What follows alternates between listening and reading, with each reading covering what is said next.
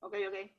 Ahí ponemos a grabar. Segunda parte, 19 de agosto, fallo Arriola. Sí, estábamos con la consulta sobre quién votó de qué manera. Sí, con el tema de que habías hecho la pregunta de la resolución, ¿se la puedo decir? ¿Sí? ¿Sigues mirando? Bueno, la resolución fue el análisis de los fallos que creó que ambas leyes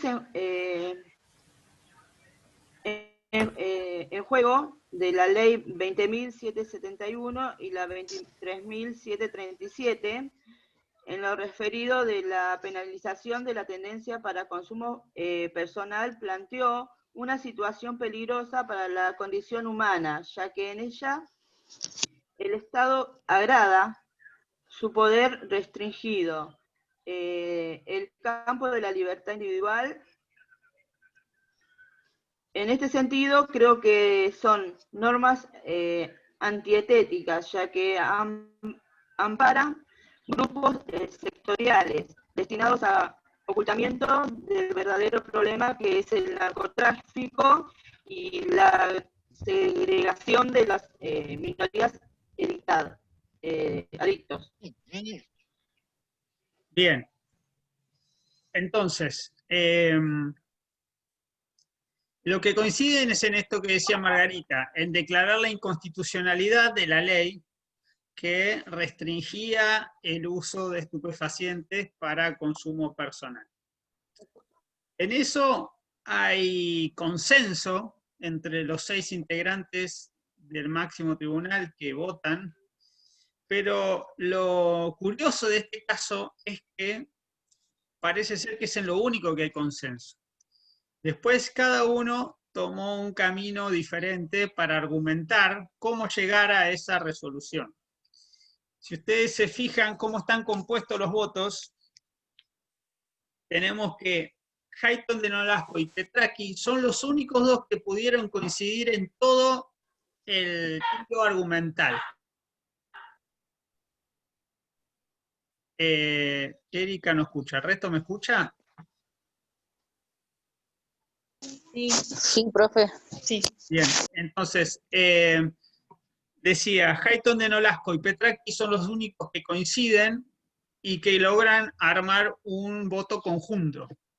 El resto, Lorenzetti, Fait, Zaffaroni y Argibay, cada uno de estos 4 hace un voto personal que coincide con la resolución de los otros 2, que es al declarar la inconstitucionalidad, pero cada uno le va a poner un elemento diferencial.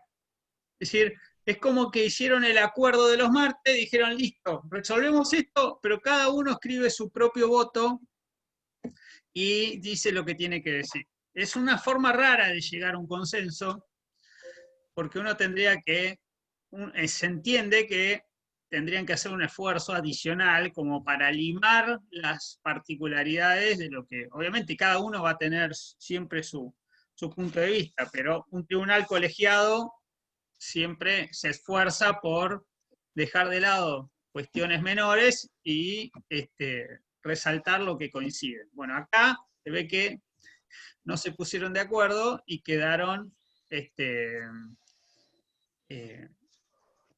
en lo mínimo, ¿no? Que era declarar esa inconstitucionalidad. Y después la segunda parte, que es el óbita, que ahora lo vamos a ver en detalle. Pero antes de avanzar yo sobre el texto, ¿qué más nos queda? ¿Nos queda algo para ver del PowerPoint? Profe, acerca de Sí. la ley, yo tengo una técnica que hace que no me la olvide, que es una técnica como memotécnica. Bueno, que la ley es la 23.737 y para acordármelo siempre hago 2 veces 37, 2, 37, 37. Creo que es una forma que hace que no me la olvide y funciona. Parece una tontera, pero créeme que me acuerdo siempre de esta ley por eso. 23737, excelente, muy buena técnica. Sobre todo para mí que no me acuerdo de un solo número. Bien, no sé si nos quedó algo de lo que habían armado. Acá está el holding, ¿no? Sí. Bueno, lo que hace el holding es declarar la inconstitucional del artículo 14, Profe, segundo párrafo. no lo puedo escuchar. A mí me escuchan porque yo también escucho mal, pero bueno, voy a seguir con la lectura. ¿Me escuchan? Sí, te escuchamos, Margarita. Ok. Bueno, lo que hace el holding, el tema con el de holding es declarar la inconstitucionalidad del artículo 14, segundo párrafo, y el artículo 19, que deja sin efecto la sentencia apelada, dado que la cantidad de marihuana que poseía el imputado al momento del allanamiento es avalada y permitida para el consumo personal mediante el artículo 19 de la autonomía de las personas. Bien. ¿Qué más tenemos? A ver. Hay anexos que pusieron en el PowerPoint. Sí, algunas estadísticas. ¿Qué nos pueden decir de esto?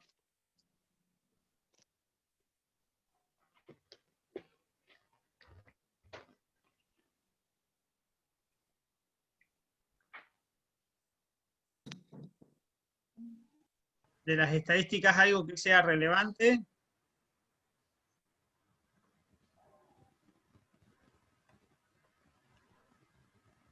Las estadísticas las pusimos a modo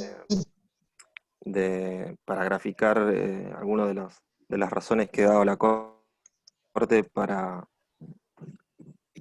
correrse de la jurisprudencia de Montalvo, por ejemplo, en el sentido restrictivo de los derechos, y para graficar cómo la ley la 23.777, no ha logrado resolver la cuestión del consumo ni el narcotráfico, que de hecho es al revés, que a nivel, bueno, en Argentina, pero a nivel latinoamericano, va subiendo el consumo y se van ampliando las fronteras de la comercialización de las drogas. Todo esto para fundamentar que la ley y la persecución a los consumidores no ha logrado su eficacia en tantos años, desde la sanción de la ley en el 89 hasta este fallo y hasta hoy en día también. Bien, ahí figura Fuentes Cedronar, que es la Secretaría de Estado de Lucha contra el Narcotráfico. No sé si se seguirá llamando hoy en día así, pero es la que hacía todos los estudios y estadísticas sobre el consumo. Bien, entonces, listo, entonces salgo de acá. Lo que vamos a hacer ahora es hacer un repaso del fallo para ver qué más le podemos sacar. Algunas consideraciones generales.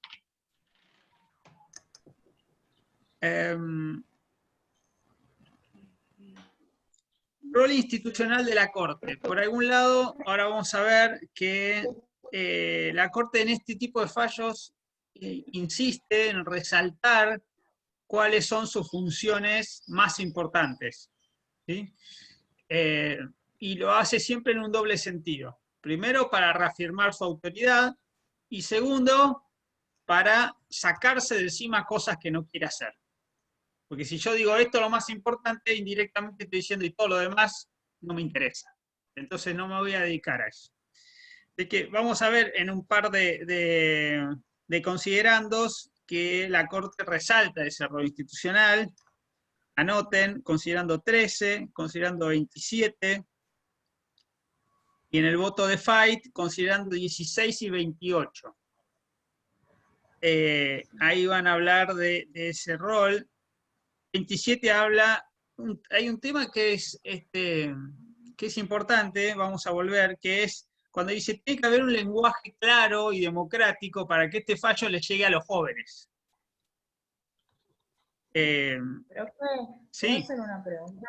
Sí, Marina, buen día. Hola, buen día, Marina.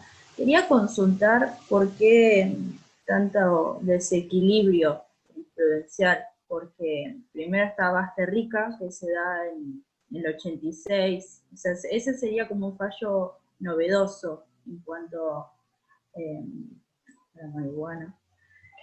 porque bueno, era la vuelta de la democracia y demás, y aparte muy rico en contenido. Después se da Montalvo, que todo lo contrario, y ahora vuelve Arriola, en 2009. ¿Por qué se da esto?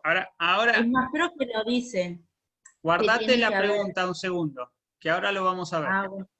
Un segundito, Marina. Sigo con esto, porque tengo un punteo que no quiero olvidarme de dárselos. Hay una nueva visión del derecho internacional en este fallo. Decíamos es de 2009 y después lo vamos a ver en FAL, lo pueden ustedes ver una continuidad, ¿sí? Hablando del derecho a la privacidad, de la dignidad, del principio pro homine, todo eso está bien remarcado, ¿no? Y resaltado. Vamos a ver también, vamos a encontrar acá un argumento que lo podemos interpretar a través de las técnicas de hermenéutica que vimos al principio de la cursada. Y tiene que ver con ese criterio dinámico para analizar las leyes. Cuando uno lo confronta con la realidad.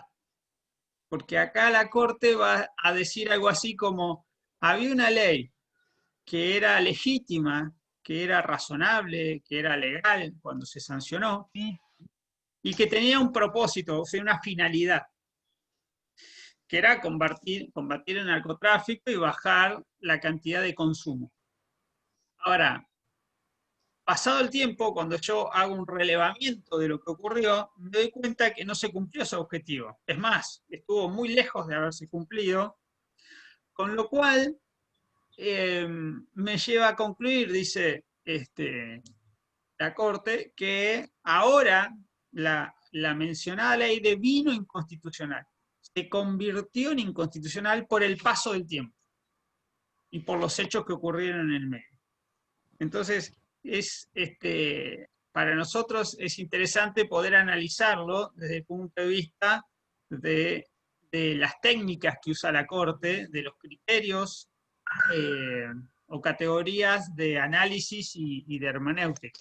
No va a la letra, no va al espíritu, sino va a la finalidad, al para qué se había dictado esa ley y si esos objetivos se cumplieron o no. ¿Qué más tengo? Petracchi, yo se los dije, trae algún fallo anterior del mismo. Otra vez, cuando la Corte trae a colación el derecho internacional, las convenciones internacionales, el quiebre ahí es la reforma del 94 y el 75-22.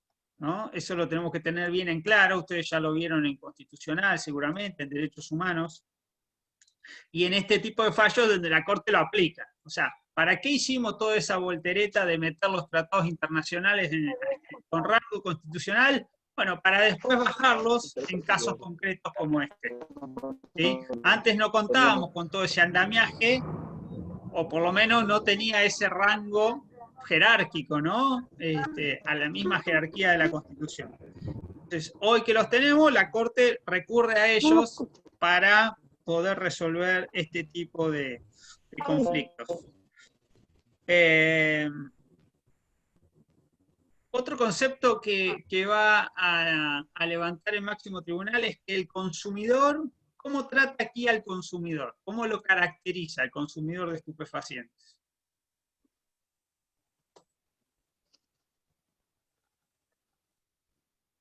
¿Cómo lo identifica? Como una víctima que como una la justicia Bien, Iván, como una la historia víctima. la ha revictimizado, de hecho. Bien, pero ¿y por qué dice que es una víctima?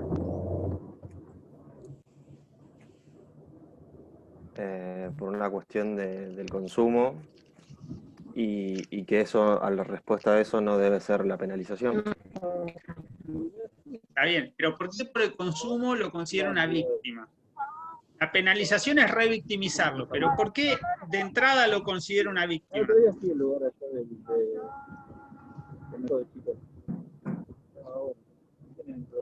Porque su adicción es producto del sistema, profesor. No, simplemente porque su adicción, más allá del sistema, su adicción es... Sí. Erika.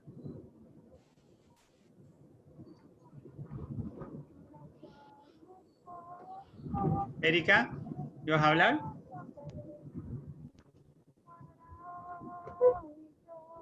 Bueno, porque decía, porque su adicción es considerada una enfermedad. Por eso lo llama víctima. Víctima del sistema puede ser, pero que lo transforma en un enfermo. Y al enfermo, dice la Corte, hay que cuidarlo. No es que hay que victimizarlo. Es una cuestión de salud, ¿no? ¿Cómo? Que se debe tratar como una cuestión de salud y no una cuestión penal, ¿no? Exactamente, perfecto. Ahí tenemos... Porque el consumo de drogas es un fenómeno sociosanitario, profe. Perfecto, muy bien. Tenemos, considerando 19 de la mayoría... Te escucho. El consumo de drogas es un fenómeno sociosanitario y como tal no puede recibir como solución una respuesta penal, que lo único que logra es la violación de los derechos humanos de los consumidores. ¿Qué considerando estás? No, es un apunte que tengo. Bien. Que fui apuntando. Bien. Yo tengo apuntado el considerando 19 de la mayoría y del voto de Zaffaroni considerando 20 y 21, donde hablan de víctima. Y también, recordemos, estaba el mismo concepto en FAL, ¿sí? Para la mujer que había sido violada. Y en los dos casos dice, en FAL, por todos los obstáculos cuando quiere hacerse la práctica del aborto. ¿Cuál es? Nos considerando del 1 al 9, profe, con el concepto de Carlos Fay. Ah, en FAI. Ahora vamos a ir a FAI. Bien, entonces, concepto de víctima para en FAL y de no revictimizar con las trabas burocráticas. Y aquí tenemos concepto de víctima para el consumidor y no revictimizarlo con una pena de libertad. ¿Sí? Profe, el esquema argumental es similar. Sí. En la resolución, el óbiter es parecido al de FAL, porque también exhorta a los poderes públicos a asegurar una política de Estado contra el tráfico ilícito de estupefacientes, y en el caso de FAL era una política que tenía que proteger a la mujer que había sido víctima justamente de un embarazo o de una violación. Muy bien, María Cristina, veo que está lúcida hoy, así me gusta. Bien, exactamente, es otro punto de contacto. Un aspecto muy importante del voto de Argibay. Siempre decimos que los votos de Argibay son para devorárselos, porque tienen mucha riqueza conceptual y claridad en cuanto a cómo abordar los temas. Argibay hace una distinción en su voto que no está en el resto de los votos, que pasa por la cantidad de estupefaciente que se consume o que encontraron a estas personas. Entonces, parece ser un criterio de distinción, ¿no? Una cosa es consumo personal en bajas cantidades y otra cosa es tener en tu casa una fábrica industrial para comercializar. Parecería ahí haber un criterio. Luego, en el considerando 34 del voto mayoritario, insisto, son 2 votos nada más, 2 jueces, Hayton y Petracchi, habla de tensión contramayoritaria. ¿Recuerdan cuando veíamos eso en la división de poderes?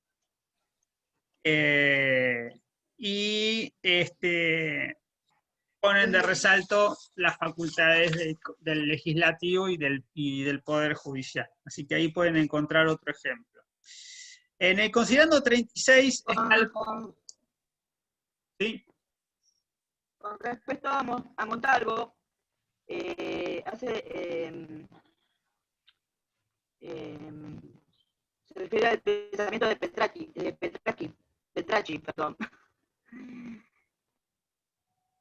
Porque es una ideología, es una herencia de la ideología de los años del terrorismo del Estado. Y justamente por esto avasalla las garantías constitucionales, penalizando el consumo en el fallo Montalvo. ¿Me escucha? Sí, se escucha, sí. Bien, vamos a, Margarita, vamos a, considerando 36, que es el último antes de la parte resolutiva. En este fallo, la Corte, de alguna manera, hizo el trabajo por nosotros y concentró lo principal para que el holding aparezca todo juntito. Es un considerando corto y donde pone todo lo más relevante de lo que fue diciendo antes. Y fíjense, nos sirve como para ver la morfología de un fallo, de un holding. ¿Qué tengo que encontrar yo para poder armar un holding? Porque a veces no vienen tan fáciles. En este caso sí, entonces nos sirve. Vamos a leerlo despacio.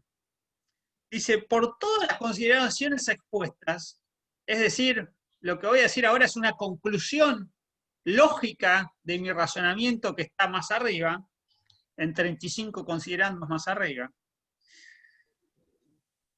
Esta Corte, con sustento en base rica, es decir, para resolver esto, como decía recién Marina, me voy a remitir a un fallo que yo ya dicté hace un tiempo.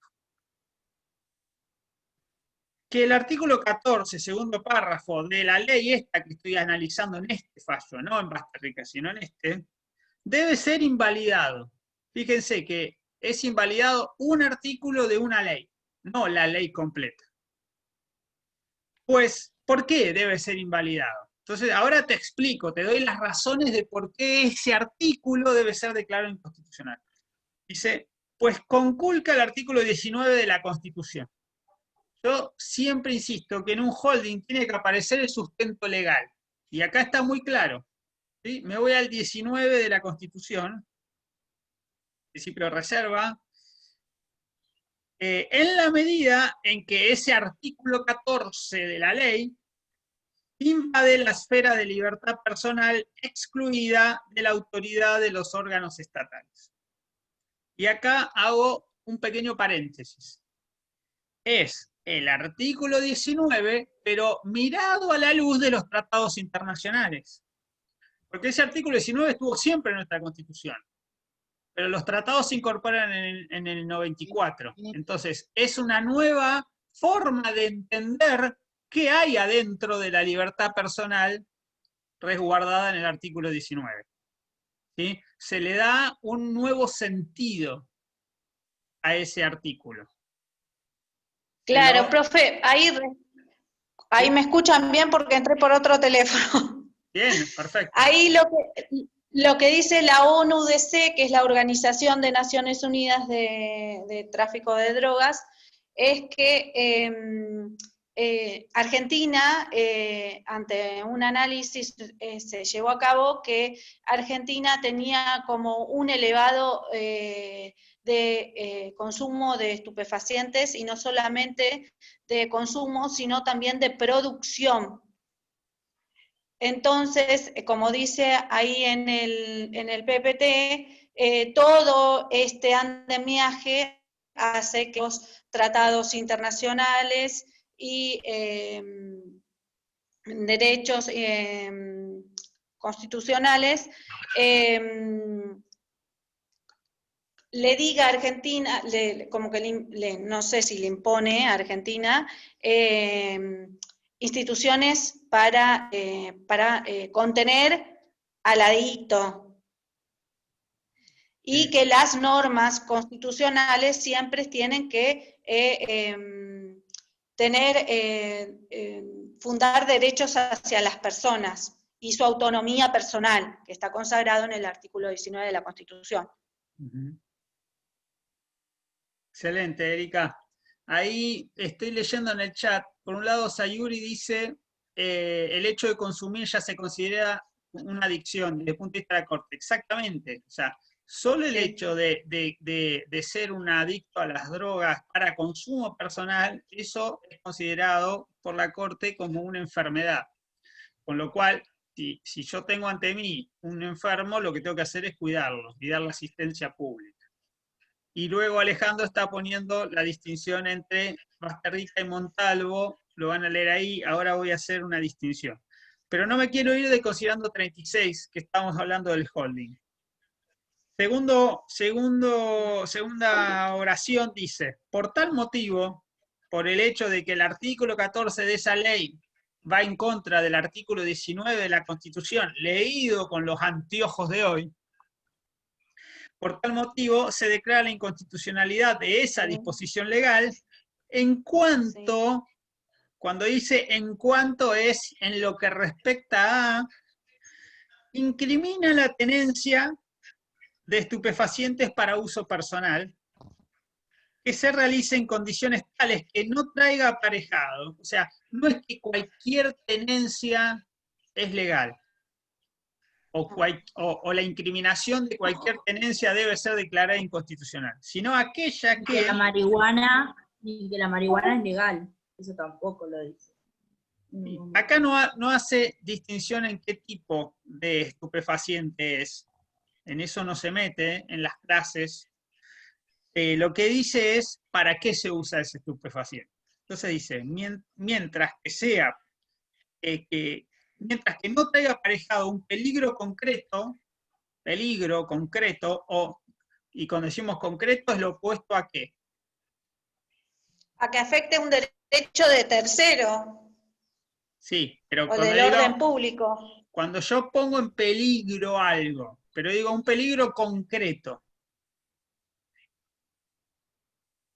Un bien jurídico. No te escucho, Alfredo.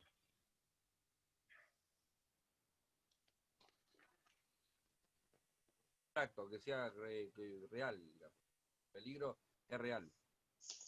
¿Y más que real? Que se demuestre la afectación a un derecho ajeno, digamos. Se demuestre en la práctica, ¿sí? Real en la práctica, es decir, que no sea potencial. Esto quiere decir con concreto.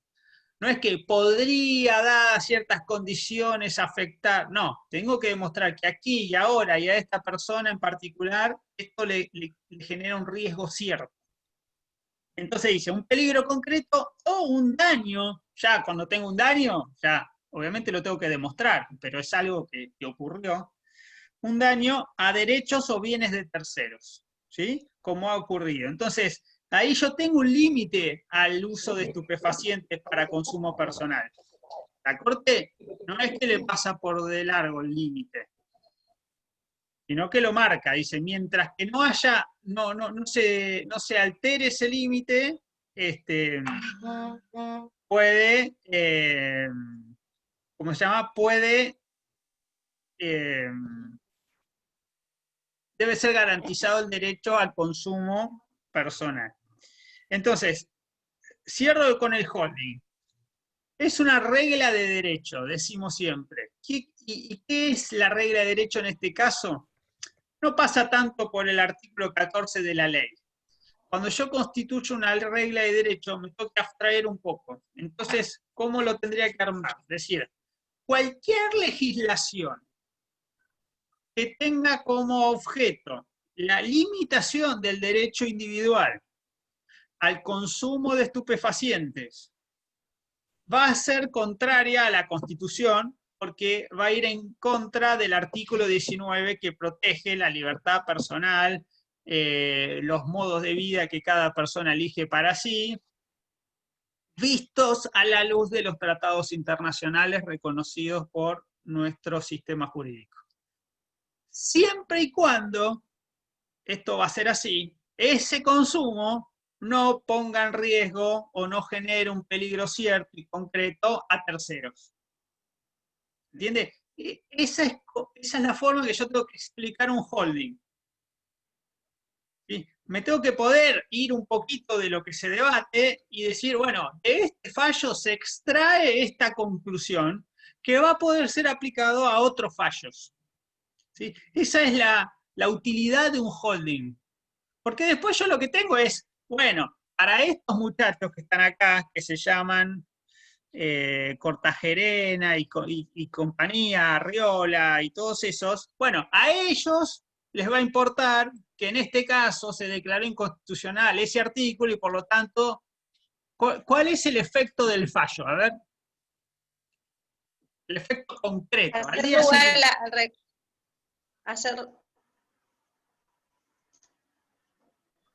Hacer lugar a la queja, profe. Sí, pero eso es un efecto jurídico. Yo digo práctico, en la práctica, ¿qué ocurre?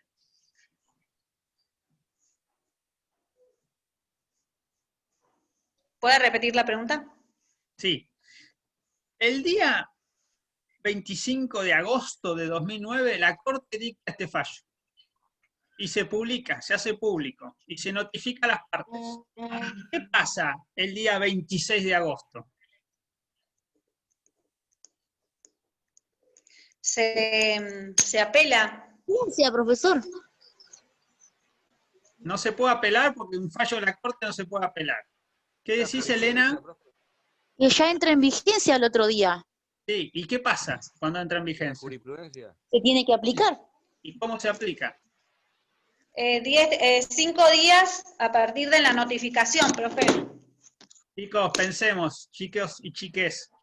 Son El abogados. consumo personal ya no estaba más penalizado. ¿Y entonces? ¿Entonces qué? ¿Y entonces qué? Te declara la inconstitucionalidad del artículo 14. ¿Y entonces segundo qué? párrafo. ¿Para qué hago todo esto? Queda inválida. Se deja sin efecto Para que se libere a mi cliente. Bien, bien. Ese es el efecto concreto. Le abren la puerta del calabozo. No me tengo que olvidar que todos estos fallos tienen efectos en la práctica. ¿Sí? ¿Cuál es el efecto concreto? Que nadie me puede llevar a una comisaría porque me paran en una plaza y me encuentran en mi mochila 2 porritos. Pero igual, profe, dicen que eso aún sigue pasando. O sea, si te llegan a encontrar con droga, igual vas detenido, aunque sea escasa cantidad. Bueno, porque siempre hay fumetas por ahí, por todos lados, que dicen 2, 3, 4, y cuando te das cuenta tienen en el baúl del auto. Pero bueno, eso es la práctica. Lo que yo quiero hacerles ver que las sentencias de la Corte tienen efectos concretos para las partes, pero muy concretos. ¿Sí? Yo salgo con esto y digo, miren, me acaban de notificar esta sentencia, entonces voy a la policía y le digo, mire, le exijo que libere a mi cliente. Eso van a tener que hacer ustedes cuando sean abogados, si se dedican a esto. Entonces van ahí y dicen, mire, acá está, me notificaron, estoy con una notificación fehaciente, entonces libere ya inmediatamente a mi cliente. Entonces el muchacho Arriola y compañía y los amigos saldrán y se irán de vuelta a la plaza. ¿Sí? Pero van a tener que tener cuidado, ¿sí? De no poner en peligro a terceros, porque si me fumo 3 cigarrillos y después empiezo a hacer destrozos en la vía pública, bueno, ahí ya estoy cruzando otro límite. ¿Entiende? O voy a robar alguno, o hago alguna cosa que ponga en riesgo, dice, peligro concreto o daño a los derechos o bienes de otros. Entonces, ahí, es decir, salgo de la cárcel, del calabozo, de donde esté, pero no es un viva la pena. Bien. ¿Qué más tengo para comentarles? Profe, sí. a modo de desasnarme nomás. ¿En esos términos se habla en la comisaría? Eso de libre inmediatamente. Obvio, si es mi derecho. O solo con decirle, vengo con esta nota y tiene la libertad. Ya está. A ver. Una cosa son los modales, otra cosa es cuál es mi derecho, ¿no? El derecho del abogado o abogada es exigir que se cumpla la sentencia, ¿sí? Si yo me notificaron de manera fehaciente del juzgado, porque la Corte lo que hace es mandar su sentencia al juzgado donde se inicia toda la causa. Entonces me notifican fehacientemente. Cuando hay cuestiones que están en juego la libertad personal, esto se hace de inmediato, ¿sí? No es que esperan 3, 4 días, 5 días. ¿Sí? Esto que tiene efectos concretos sobre la libertad de las personas, siempre que es materia penal, esto se hace de inmediato. Soy un especialista, pero es lo que entiendo. Entonces, me notifican las... ¿Por qué? Sí, porque justamente el otro día hablaba con un abogado penal y él me hablaba de que los términos en la comisaría son, digamos, términos duros. O sea, no hay, mirá, ¿sabés qué? No, dice que hablaba con terminología muy, muy dura. Y por eso le pregunté a usted, porque justamente usted dijo, exijo inmediatamente que lo libere. Entonces me hizo acordar. Bien. Esto no hay que ignorarlo, y por algo la Corte también pone los obiter dictum, que ahora vamos a ver, o dicta, si son muchos, ¿sí? Para hacer efectivo lo que el fallo manda, ¿sí? Y para no tener que dictar estos fallos todos los días, o sea, que con uno ya sirva para que ese mandamiento se cumpla en todos los casos análogos, como recordamos siempre. Entonces, lo que intenta la Corte es reforzar su autoridad y la autoridad de la sentencia a través del obiter, exhortando a todos los demás. Dos cuestiones antes que se nos corte y que vayamos a los considerandos.